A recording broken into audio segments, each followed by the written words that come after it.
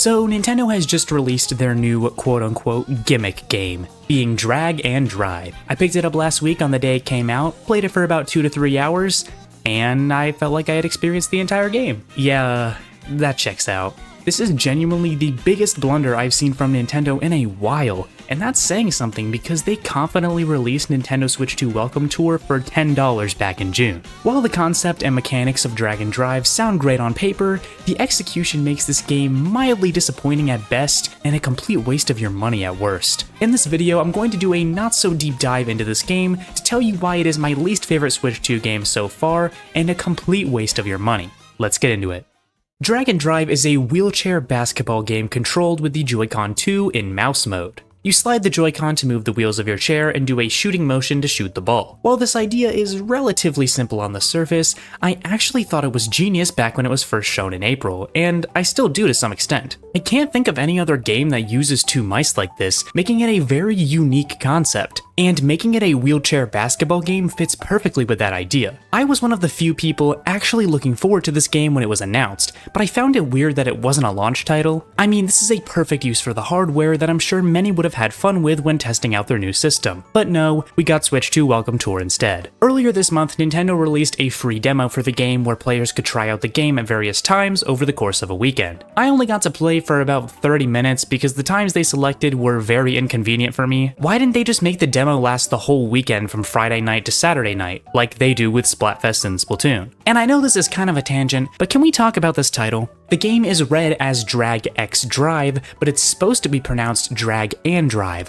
Why? Why not just name the game Drag and Drive with the word "and" in the title? Or if you want the X in there, just name it Drag X Drive. X's are also used to symbolize a crossover between two things. Does this mean the game could be called Drag Cross Drive? Is this game a crossover between dragging and driving? I guess it kinda is, huh? The title is just stupid, okay? I've heard some people call it Drag and Drive, and I've heard even more people call it Drag X Drive because that's what it looks like phonetically. The title is confusing and uninteresting, but I guess that's an accurate representation of the game, so I can't be too mad. Alright, I'll talk about the actual game now. It opens with a really drawn out tutorial teaching you the basics of the game. While this is helpful, it just takes so long, and most of the mechanics are easily understood in a few seconds once you're told about them. However, there are a lot of advanced tricks and mechanics that can take practice to get down, so it makes a lot of sense that the game would go this in-depth with the controls to make sure you fully understand them. Wait. What do you mean the game doesn't go over the advanced mechanics in the tutorial? I mean, I understand not wanting to overwhelm the player at the very beginning with a bunch of advanced stuff, but not even having an option in the menu to do a hands-on tutorial like this for the advanced mechanics is just horrible tutorial design. A list of these mechanics is available in the menus, accompanied by a video demonstrating the trick in action.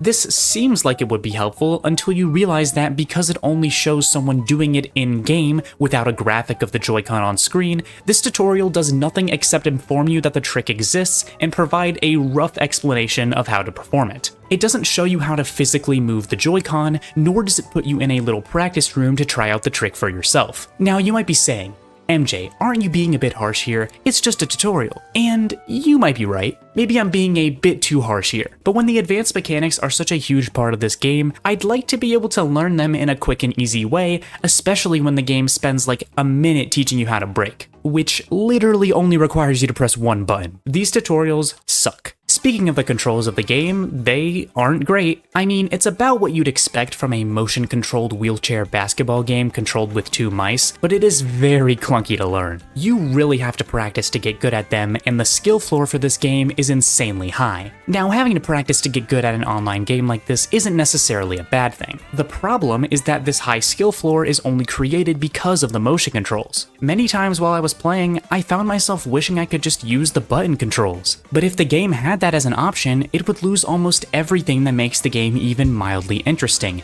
which leads me to my biggest problem with Drag and Drive. Beyond its basic concept and controls, this game does nothing interesting. There's no reason for me to even want to get good at the game because there's nothing to do in the game. It's just playing online matches with a few single-player challenges to do throughout the very small park. That's it. The single-player challenges were actually what I was most looking forward to with this game, since they weren't really in the demo. And even before the game came out, I knew I wasn't gonna get into it super competitively or anything, so the single-player stuff was important to me. But man, these challenges suck. They are either really easy and can be beaten in like 1 or 2 tries, or they are insanely difficult because they require you to master the clunky mechanics, and there's no in between. There are also only 13 of these challenges in the whole game, and this is pretty much all of the single-player content other than doing bot matches, I guess. Alright, but there has to be something you get for doing these challenges, right? And yeah, there is. You get 5 helmets. There are 7 unlockable helmets in the game, with 5 of them being unlocked by earning trophies from challenges and the other 2 being unlocked for doing random other things in the park. That's also all of the character customization you get, by the way, with the only other thing you can change being the color of your equipment. Okay, so if there isn't a ton of single-player content, that must mean that the multiplayer is really good, right?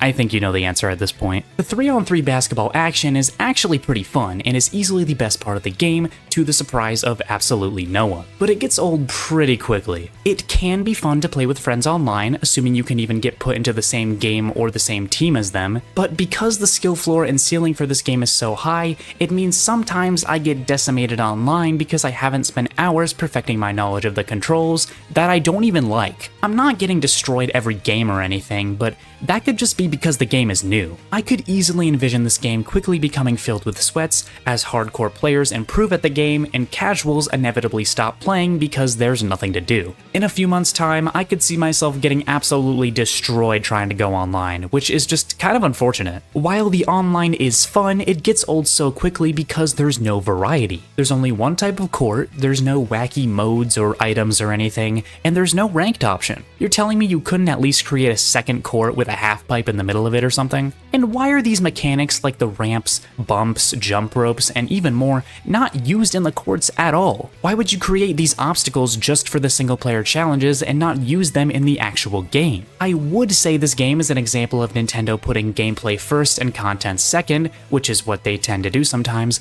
but they can't even do that right because the gameplay is still half-baked. This game is very comparable to ARMS because it was similarly a game created with the Joy-Con 1 in mind that used motion controls and was based on a popular sport. The difference between Drag and Drive and ARMS is that the former has none of the personality of the latter. The art style is boring, there are no characters or world building, the music is generic, the gameplay is shallow with no customization or uniqueness, and worst of all, the controls aren't even fun or intuitive to use. While I could go deeper into some of the mechanics that I didn't mention, like the different chair types for instance, there's just no point. This game has nothing to it, and I could tell that after like an hour of playing. If I got this game on Steam and had the ability to refund it after playing it for less than 2 hours, I would have done so. Because even at the time, I felt like I had experienced everything the game had to offer, and that's just kinda sad. I feel bad bashing this game because this was clearly just a passion project made by a very small dev team at Nintendo, but at the same time, Nintendo was selling this for $20. They could have made this game free to play or included it in Nintendo Switch Online or even the expansion pass, and people would have been way more inclined to check it out. Or better yet, if this and Welcome Tour were both included for free with the console at launch,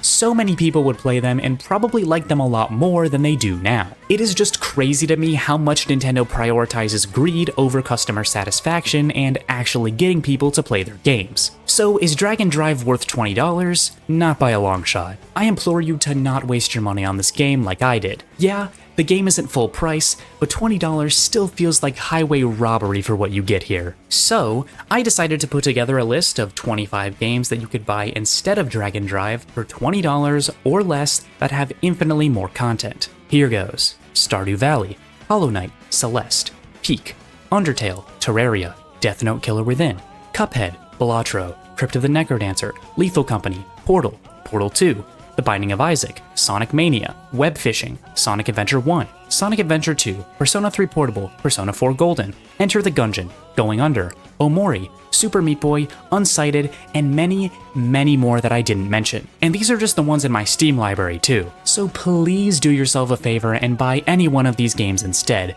especially since most of them are indie developed. And I guess I've said everything I have to say. In conclusion, Drag and Drive sucks, go buy Celeste instead. If you're watching this video within about a week of it coming out, Celeste is currently on sale sale for just $5. Since this is a shorter video, I'm not gonna do an unscripted outro like I normally do. All I will say is that I have more videos in the works, and make sure to subscribe, like, and comment if you enjoyed. And I guess dislike if you didn't. Thanks for watching, and I'll see you next time.